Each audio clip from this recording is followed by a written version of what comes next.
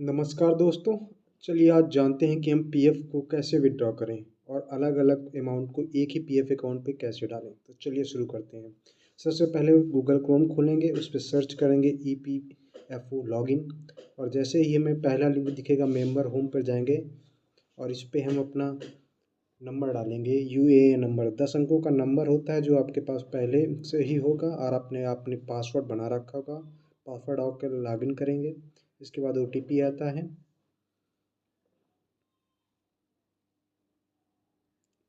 OTP login आपके उसी number पे आएगा जिस पे आपका आधार लिंक होता है। इस देखिए लॉगिन हो गया है, और जैसे ही लॉगिन करेंगे ये एक ऐसा होम पेज खुल के आएगा जिसमें आपकी डिटेल होंगी, आपका नाम, आपकी डेट ऑफ बर्थ, आपका नंबर।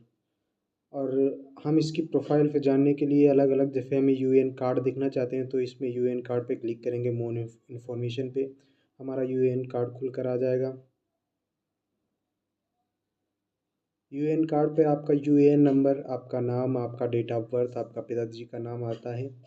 ये एक PDF फाइल में ओपन हो जाता है। फिर हम जब जानना चाहते हैं कि PF अमाउंट के बारे में, हमने अपने किस किस कंपनियों में काम किया हुआ है, आपकी क्या क्या प्रोफाइल में अपडेट कर रखा है, किन किन किन चीज़ों के बारे में, आपकी वर्किंग हिस्ट्री क्या है, सर्विस हिस्ट्री क्या है, ये सब चीज़ें हम देख सकते हैं।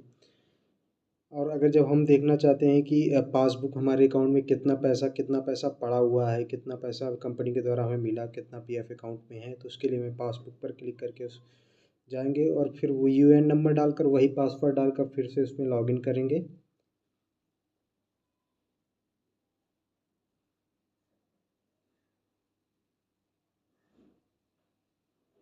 लॉगिन होने के पश्चात हम देख पाएंगे कि हमारे कौन कौन से अकाउंट में कितना पैसा आया है और कब कब आया है, कितना पैसा हमें ब्याज के रूप में भी मिला है।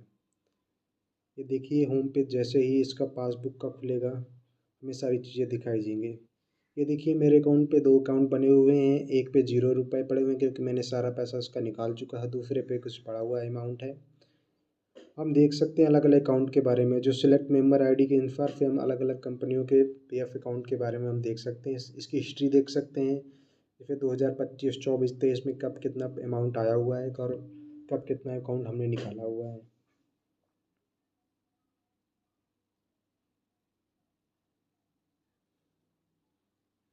ये देखिए जब हम इसे किसी सर्विस हिस्ट्री में जाएंगे तो हमें कंपनियों की डिटेल मिल जाएगी, किस कंपनी पे आप कितने दिनों तक काम किया है, कब आपकी ज्वाइनिंग है, कब आपने एग्जिट किया हुआ है, सारी डिटेल्स यहाँ पे अवेलेबल होगी। और जब हम अपना अमाउंट देखने के बाद कंफर्म हो जाएंगे कितना अमाउंट हमें निकालना है, कितना अमाउंट हमें है, तो हमें क्लेम करने के लिए जो भी किस कंपनी में हमें निकालना हुआ पैसा पड़ा हुआ है उसके लिए हम क्लेम पे जाएंगे। उसके लिए फॉर्म अलग अलग होते हैं। एक फॉर्म 31 होता है, एक फॉर्म 19 होता है। दोनों का प्रोसेस अलग होता है। फॉर्म 31 में हमें किसी भी अमाउंट पे कोई निश्चित अमाउंट हम निकाल पाते हैं, और फॉर्म 19 में सारा का सारा पैसा एक साथ आ जाता है, जितना भी अमाउंट होता है वो फिर 0 पाउंड उस पर बचने के पर पूरा पैसा वापस आपके पास आ जाता है।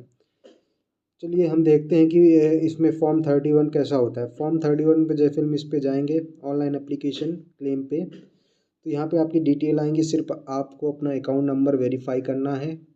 यहाँ पे आप अपना अकाउंट भर के पूरा वेरीफाई कर सकते हैं। और आपको जैसे ट्रांसफ़र करना है तो ये one member one EPF account पे जाकर क्लिक करना है।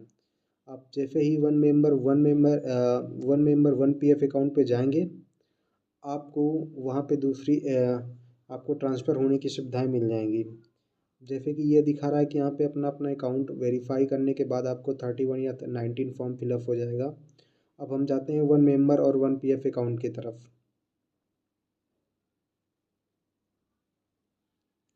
ये देखिए हम ट्रैक भी कर सकते हैं, जैसे कोई भी जितने भी हमने PF पहले भी अमाउंट को क्लेम किया हुआ है, कब कितना क्लेम किया हुआ है, कब उसको स्टेटस सही से क्लेम सेटल हुआ है, सारी डिटेल्स यहाँ पर मौजूद होती हैं।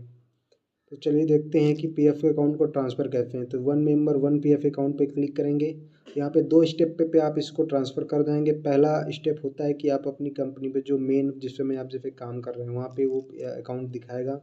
और आप स्टेप 1 पर अपना अपना UAN नंबर डालिए, और जितनी भी सारी आपने पिछला काम किया हुआ है जैसे ही डालेंगे गेट डिटेल पे जाएंगे, सारी कंपनियों की डिटेल आ जाएगी। जैसे मेरे पास एक कंपनी की डिटेल आएगी, क्योंकि मेरी पिछले 2 ही कंपनियों में काम किया हुआ है, तो फिर मेरी एक डिटेल आ गई और इस अकाउंट को मैं पहले अभी से करंट वाले में ट्रांसफ़र करना चाहता हूँ।